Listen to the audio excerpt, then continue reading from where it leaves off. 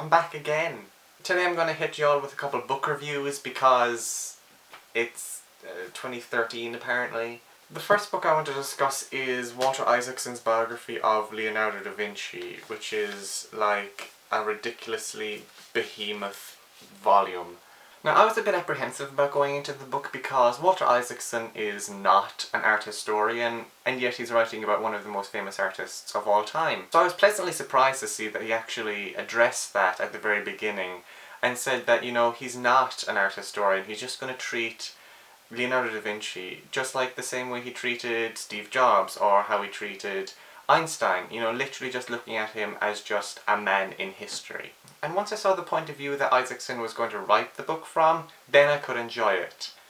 And I really fucking enjoyed it. Those of you who are familiar with reading about Leonardo through the likes of Vasari or Kenneth Clark will know that writers often tend to put Leonardo on this almost like godlike pedestal of, you know, the archetypal Renaissance man, just brilliant at art, at mathematics, at, you know, biology, anatomy, hydraulics and shit like that.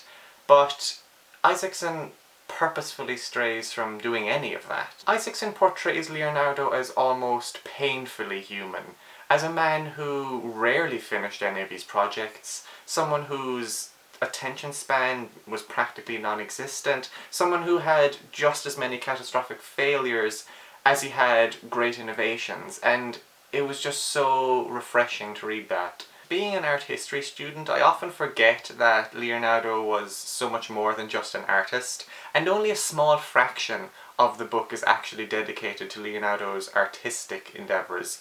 There are long chapters on his mathematical equations, on his anatomical studies, his military strategies, his utter failure to grasp hydraulics. So don't go into the book expecting the Mona Lisa and the Last Supper. They're in there, but there's a lot of other stuff. One of the best novels I have read in years is Pachinko by Min-Jin Lee. This is a multi-generational saga of a Korean family in Japan that takes place over the majority of the 20th century. The novel was a real education for me. What I know about Korean and Japanese history, especially the history between those two countries, like, I hadn't a clue. I had no idea about the whole Koreans in Japan and Korean people having to pass for Japanese and all of that. Like, literally, I'm so white. But the novel is so much more than just a history lesson wrapped in a narrative.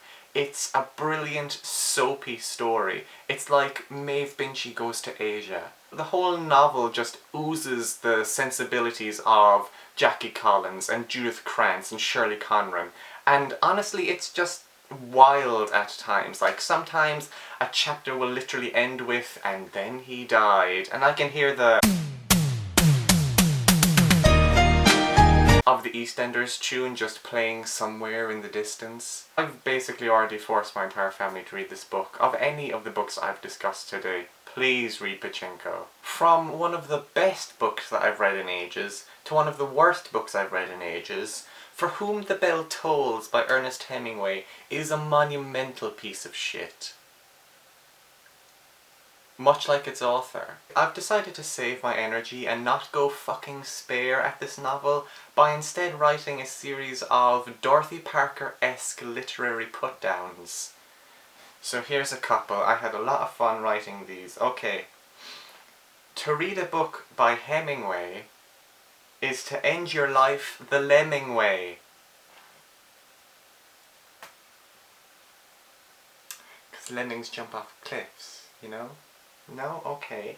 For Whom the Bell Tolls, it tolls for me, and women and taste and literacy.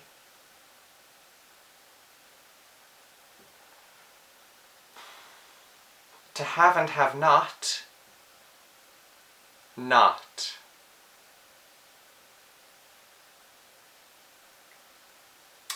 One more. In his mind, Ring Lardner. On the page, kindergartner.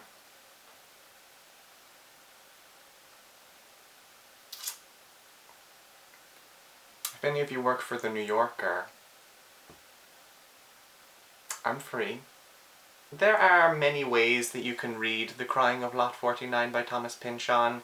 You can read it as a straight-up mystery novel, you can read it as a meditation on 1960s post-war America, you know, much like what Vonnegut was doing with Breakfast of Champions, or you can read it as a great satire on the postmodernist novel, which was how I read it. If you stand back from the novel and view it as Pynchon essentially just taking the piss out of postmodernist plots and postmodernist tropes and postmodernist characters, then the book actually kind of starts making sense. It's a complex little book, but the somewhat basic plot is our main character, Oedipa Maas, discovers this strange trumpet-like symbol on a bathroom wall and then goes on an incredibly complex and convoluted journey to try and unmask what the symbol means. Pynchon has kind of been relegated to being a difficult author, but when I read him I see a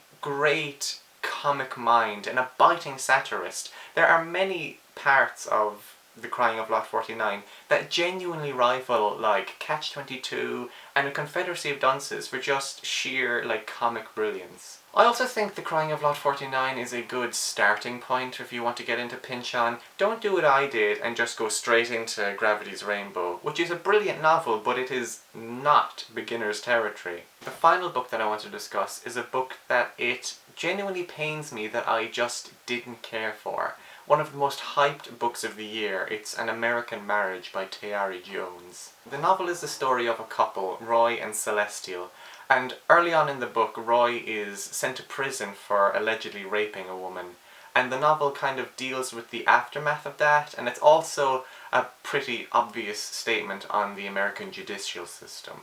What I did enjoy about An American Marriage is Tayari Jones herself. She is a fabulous writer, and she has an almost sarcastic, biting turn of phrase that was really interesting to read, and she can straddle the line between tragedy and comedy just so well. There are a couple of moments in the novel where you're like, wait a sec, that's a really funny line, but this situation is not comic at all.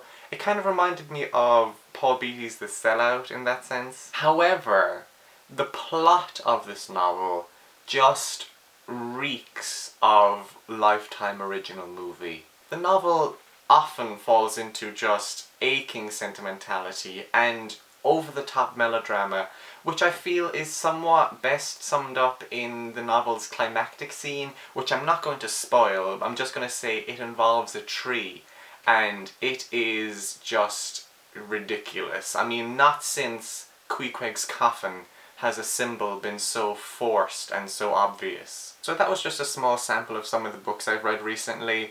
I'm doing a lot better at reading this year than I was last year. I'm still sort of on track to read 100 books this year, which is great. If you enjoyed this video and have not subscribed, then please do that. If you enjoy my book reviews, then you can find me over on Goodreads. You can't add me on there because I've reached the friend limit.